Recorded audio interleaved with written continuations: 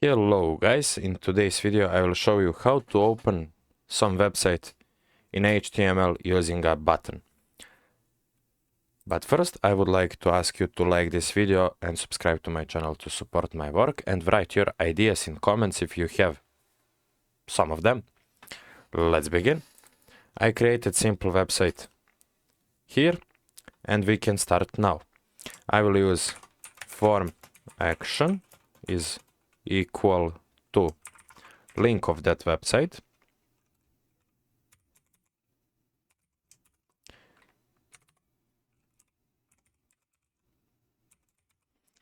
I will use google.com as my wish website where I want my button to send me.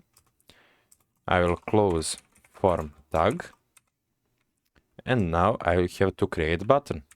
I will use input type is equal to submit, and I will give some text to that button. Value is equal to send me to the Google. I will close my button tag and that's it.